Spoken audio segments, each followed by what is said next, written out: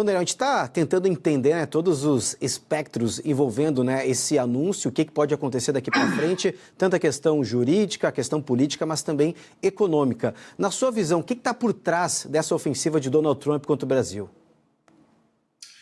Cássio, eu estou aqui nos Estados Unidos, eu moro em Houston, Texas, então eu tenho uma visão um pouco diferente do que às vezes os brasileiros têm, porque eu tenho a visão daqui e a visão do Brasil, porque eu também tenho empresas e tenho escritórios no Brasil.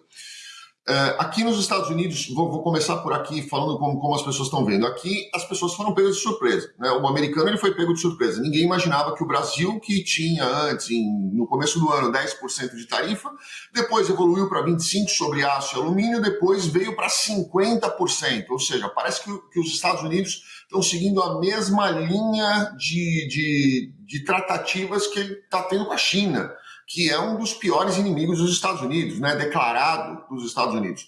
Então, a gente precisa tomar um pouco de cuidado com relação a isso, porque nem dentro do próprio país as pessoas conseguiram digerir essa situação. Parece que os Estados Unidos, a expressão que eu escutei ontem à tarde foi, parece que o presidente Trump está lidando com a China e não com o Brasil. E a China é declarado o pior inimigo dos Estados Unidos. Esse é um ponto que a gente precisa tomar cuidado.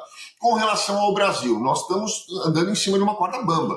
Porque se o presidente Lula tomar uma decisão de retaliação, é nítido que o Donald Trump vai pedir truco em cima e vai dobrar isso daí, como ele fez com a China. E dobra de novo, e dobra de novo, e dobra de novo, enquanto isso impactamos a economia brasileira. A economia americana vai sentir com relação a isso? Sem dúvida nenhuma vai sentir. Porque se você for olhar essa estratégia, muitas pessoas estão entendendo essa estratégia do presidente Trump como algo que faz parte do jogo político, que faz parte do jogo da negociação dele, que isso é parte do Donald Trump. Mas eu acredito que isso funcionava muito bem na década de 70 e 80. Hoje, numa economia globalizada, se você não vende para um, você vende para outro. Você toma parceiros comerciais, países que se aproximam mais de você e que dão para você maiores possibilidades de negociação. Estados Unidos tem o Brasil como muito perto. Você imagina se a base de Alcântara, por exemplo, passa a ser de domínio chinês ou de domínio russo. Isso vai incomodar muito os Estados Unidos.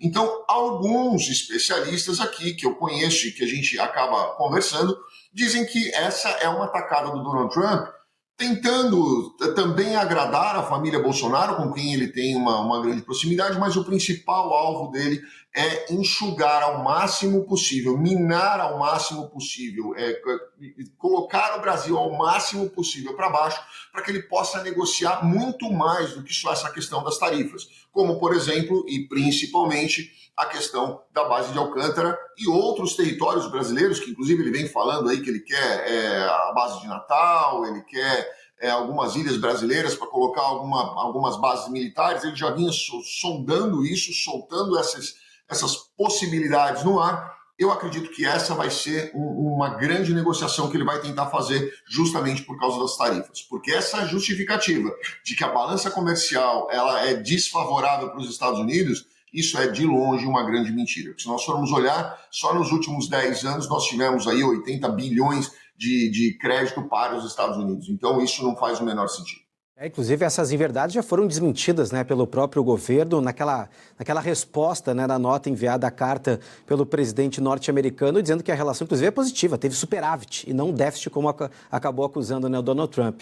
Bom, Daniel, gostaria que você falasse sobre, né, o jeito que essa carta foi escrita, as palavras utilizadas pelo Donald Trump dificultem muito essas negociações daqui para frente. É claro que a margem de negociação, apenas ali 20 dias, para que pelo menos o governo brasileiro consiga, de certa forma, baixar essa taxação, que chegou a casa dos 50%, mas diante desse cenário, tudo fica um pouco mais complexa, a forma de como o Brasil vai reagir, por ser, ainda mais, por ser uma questão de soberania brasileira. O governo, de certa forma, teve uma resposta muito rápida, muito enérgica, porque o presidente norte-americano acabou se metendo, né, ou pelo menos se intrometendo em assuntos que diz respeito apenas ao Brasil. Exato. E nós temos um outro problema também, Cassius, que a gente precisa entender. Vamos falar da carta, que é o mais importante aqui. Se nós lermos o primeiro e o segundo parágrafo, ele fala especificamente de um problema direcionado ao Brasil, que é a questão política, a questão da família Bolsonaro, é a questão do que o Donald Trump julga como excessos e perseguição política dentro da família Bolsonaro. Isso é uma coisa que não tem absolutamente nada a ver com relações exteriores, né? Então, isso é um ponto que ele colocou aqueles 2 parágrafos ali. Dali para baixo, absolutamente cada uma das palavras são copiadas e coladas de outras cartas que foram enviadas para outros países. Então, o que parece? O que parece não, o que aconteceu? A Casa Branca elaborou um texto, esse texto foi copiado e colado para vários países, e um país ou outro, na verdade o Brasil e mais 2, foram colocados 2, 3 parágrafos a mais para colocar algumas intenções paralelas àquela do texto da carta. Essa é a realidade. Então, se essa carta ela deve ser levada 100% a sério, onde o Brasil vai ter 50% de tarifação a partir do dia 1º de agosto, eternamente, e isso não vai ser negociado, eu duvido, né? Porque ali a gente viu que foram cartas padrões que foram direcionadas a situações completamente distintas. Se nós formos olhar a questão de imposição de tarifas, eu deixo aqui a questão para vocês. Estados Unidos precisa importar 40% do cobre que ele consome no mundo. Ele é o maior produtor, ele precisa importar 40% do que ele consome. Aí ele tarifa o cobre em 25%. Eu dependo da importação de um determinado produto. E eu vou tarifar esse produto que eu dependo da importação desse produto. Não faz o menor sentido. Então, obviamente, essas cartas têm aí uma intenção de trazer as pessoas para a mesa para poder negociar da melhor forma possível com os Estados Unidos. Lembrando também que muitos outros países já receberam essas cartas há 90 dias atrás, mais de 90 dias atrás. E o Donald Trump diz, estamos enviando cartas, teremos 90 acordos em 90 dias. Esse é o meu objetivo. Nós tivemos 2 acordos e meio. Nós tivemos Reino Unido e Vietnã, e mais ou menos a China, que não assinou nada, mas ficou naquele de boca para uma situação ou outra. Então, quer dizer, os países, eles não estão mais enxergando esta forma agressiva de negociação como se fosse na década de 70 e 80. Hoje, eles querem sentar, negociar com diplomacia. Você colocar algo ameaçador assim em cima da mesa, não acho que é a melhor forma de diplomacia nesta situação, neste momento em que nós estamos de economia globalizada, principalmente com vários conflitos e crises em vários lugares do mundo.